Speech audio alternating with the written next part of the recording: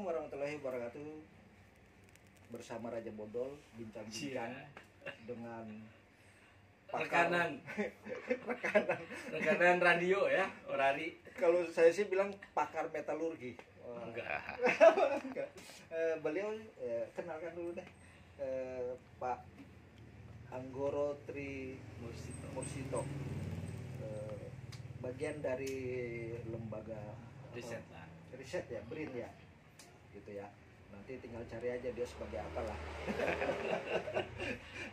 Tapi beliau ya berkutat-kutat dalam sisi apa ya, divisi pertambangan setahu saya. Iya. Nah, saya sebagai pemerhati lingkungan terutama terhadap TIK ya, karena sekarang ini kan zamannya modern ya.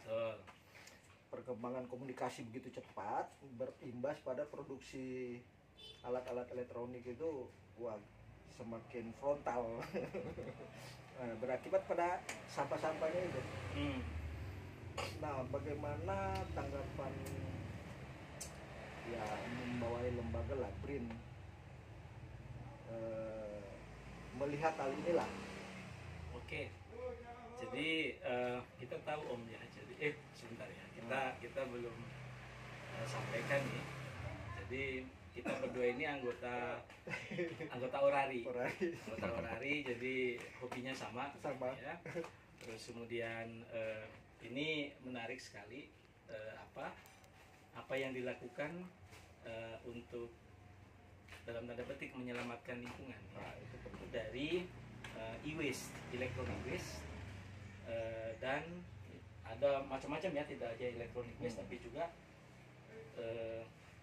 termasuk baterai. Nah, ini menjadi concern ke depan karena ini merupakan salah satu produk by produk ya. Jadi by produk atau bisa jadi dalam tanda petik memang waste gitu ya, yang kita bisa bilang dari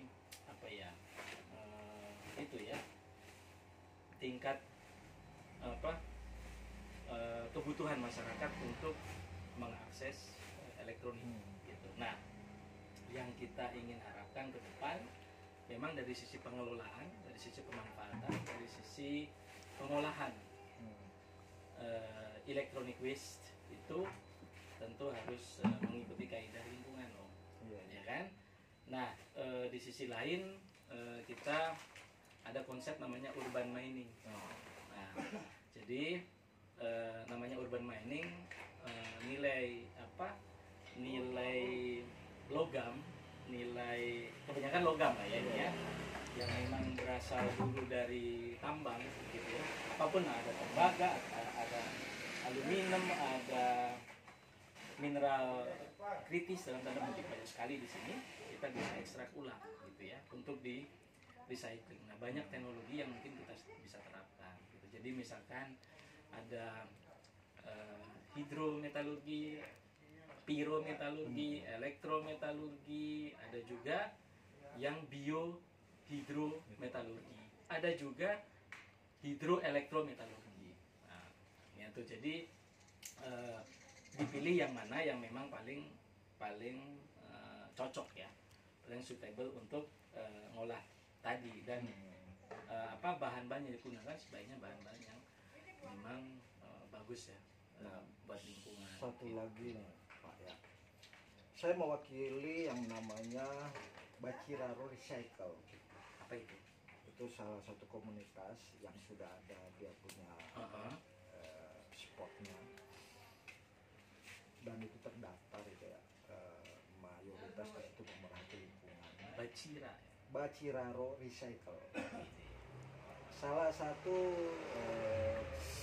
saya sebagai divisi ya, boleh kata ketua dalam satu divisi dalam Ewastem, dan kita konsen banyak sekarang itu penggiat kasarnya pelebur elektronik yang dikategorikan dianggap sebagai petambang liar. Nah, itu jadi momok ketakutan di masyarakat. Padahal mereka itu sebenarnya kan salah satu juga pecinta lingkungan sebenarnya. Iya. Mengepul, mengumpulkan agar tidak bersebar di Tempat masyarakat, pembuangan. ya kan? Nah, momoknya apa? Dianggap petambang liar. Nah, bagaimana hal itu menjadi konsen agar hal itu bisa legal? Caranya bagaimana? Pasti ada. Nah, jadi memang konsep urban mining yang tadi saya sampaikan, Om, intinya dari sisi pengusahaan ya. Karena electronic waste ini sebagian besar merupakan hazard and toxic waste, atau kita bisa bilang LB3. Nah, itu kan. Nah, tentu ada apa perizinannya yang harus dilalui. Tentu ini berarti via LH, via LH. Nah, itu yang harus kita cermati supaya nanti tidak tidak kembali lagi ke kita bahwa oh ini tidak legal dan lain sebagainya. Nah, itu. Terus teknologi banyak sekali yang bisa diterapkan begitu. Intinya sama dengan kayak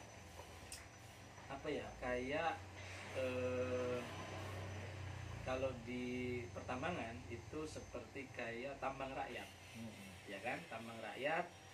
Dan di lapangan atau di area yang memang boleh ditambang itu harus mempunyai izin, namanya izin pertambangan rakyat, IPR. Tapi kan kebanyakan di dalam WIUP mereka perorangan ini. WPR. Enggak. Nah, terus di situ harus berbadan hukum, minimal koperasi. Nah, jadi konsep ini bisa direplikasi. Yang tadinya tambang di di gunung, tambang di alam. Nah, ini tambangnya tambang urban. Nah, itu jadi tambang kota. Jadi urban mining.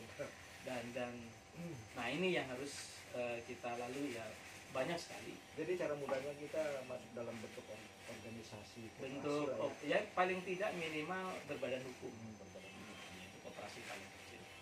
Itu bisa. Nah, masyarakat banyak yang buka hal-hal gitu. Nah, gitu. Nah, cuman memang usaha-usaha di bidang ini ya, recycling dan lain sebagainya, memanfaatkan byproduct atau waste ini tentu harus dicermati lah dari sisi mulai perizinan, teknologi, lingkungan dan sebagainya, supaya tidak ya apapun bisa legal gitu aja. Terus saya mau nanya lagi nih, kira-kira pemerintah sekarang ada care nggak terhadap sebenarnya sampah elektronik itu? Seharusnya iya, karena memang sudah ada kebijakan, peraturan dan lain sebagainya. Tinggal kita bagaimana melihat itu ya, potensi. Soalnya ada salah satu ini saya potong. Ada yang sangat menakutkan untuk di kemudian hari. Seperti sekarang itu kan era komunikasi.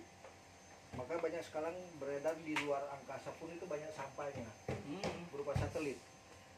Kan kita tahu sendiri Elon Musk kali dia luncurkan 3.000, 5.000 satelit. Itu baru satu orang loh. Iya. Nah, jika satu negara ada berapa orang yang meluncurkan, itu berapa ribu itu, belum negaranya kan. Nah, di kemudian hari dampak apa itu yang di atas itu? Kira-kira ada yang mulung nggak itu kan? Nah, ya, terus tentu. terhadap dampak ultraviolet ini gimana dong? Itu beyond ini ya, di luar pakaran kami kalau itu. Kan harus dipikirkan. Iya, pada dasarnya sampah luar angkasa. Iya. Space junk.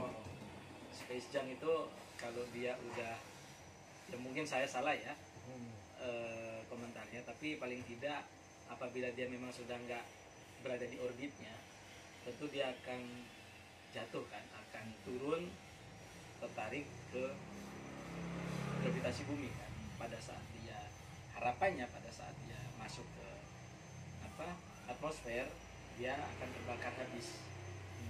Itu harapannya seperti itu, tapi terkadang masih ada sisa. Nah, itu yang mungkin teman-teman di apa ya, teman-teman di space ya, yang melihat itu ya. Ya harapannya sih apapun yang kembali lagi ke bumi ini sudah nggak ada, udah memang sudah terbakar di atmosfer pada saat memasuki ini ya, space itu. Pertanyaan Gitu. terakhir nih ya. Oke. Saya sebagai penggiat dalam hal lingkungan hidup ya, masuk dalam komunitas recycle, apa itu Baciraro Recycle, ada Baciraro. webnya, ada YouTube-nya juga. Coba nanti. Kira-kira komunitas kami ini kan saya dengar-dengar di BRIN itu ada program namanya RIM. Betul. Nah kira-kira kami ini bisa nggak difasilitasi seperti itu? Sebenarnya kalau RIM itu kan riset dan inovasi untuk Indonesia maju. Dan ini terbuka untuk seluruh periset-periset di Indonesia. Dan ada namanya RIM apa sih? PPBR. Jadi PPBR itu tidak hanya RIM ya, tapi ada juga namanya PPBR. Jadi perusahaan pemula berbasis riset.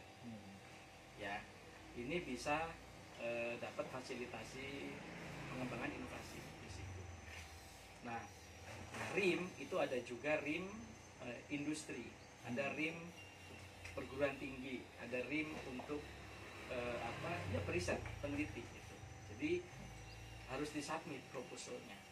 Soalnya di kami itu ya itu bisa. Nah, mungkin kalau saran saya basisnya adalah PPBR tadi. Jadi perusahaan pemula berbasis riset. Itu kayak apa ya? Kayak startup company lah. Perusahaan pemula. Jadi nah ini kan kalau namanya perusahaan pemula, kalau kami startup komunitas pecinta lingkungan. Ya paling tidak ada kita. Dan waktu KTT kami ada ya maksudnya namanya juga perusahaan pemula ya. Kalau namanya juga ada perusahaan, otomatis dia terdaftar. Ada badan hukumnya dan lain sebagainya, itu bisa disubmit proposalnya untuk mendapatkan bantuan, fasilitasi, pendanaan, teknologi, macam-macam. Bisa. Kalau sekarang ini kan kami lebih fokus di plastik ya, karena di pantai-pantai seperti daerah-daerah pariwisata seperti di Likupang kami itu berbasis di Manado, Sulawesi Utara. Jadi ada ya, kami banyak inovasi lah, bikin cenderamata dari plastiknya. Nah, itu inovasi itu perlu peralatan yang kami rakit sendiri begitu. Keren. Bisa sampai bikin meja dari plastik bisa yang bisa menyerupai marmer ya.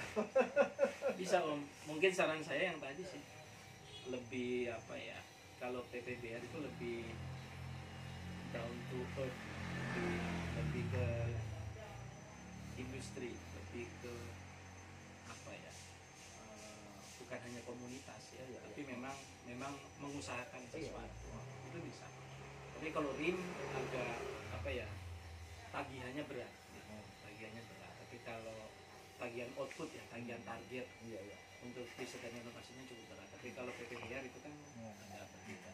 Dan banyak PPBR ada, mungkin udah ada belasan yang difasilitasi di Indonesia. Itu silakan. Oke, thank you. Keren saya baru tahu ternyata ngeceng juga. Saya itu bukan apa. Ngeceng ada apa gitu ya. Saya masuk di organisasi ini ya. Tujuannya apa? Ini untuk e-waste ya, electronic waste ya. Bagaimana e-waste dikelola secara ramah lingkungan. Betul. Itu aja kuncinya sih, enggak muluk-muluk. Ya kuncinya sih ya pemerintah kalau bisa. Sebaiknya memang ada basis komunitas ya, basis lokal. Gitu. Ada konsep yang memang sudah atau sedang kita kembangkan. Nanti kita share deh. Ada supaya nanti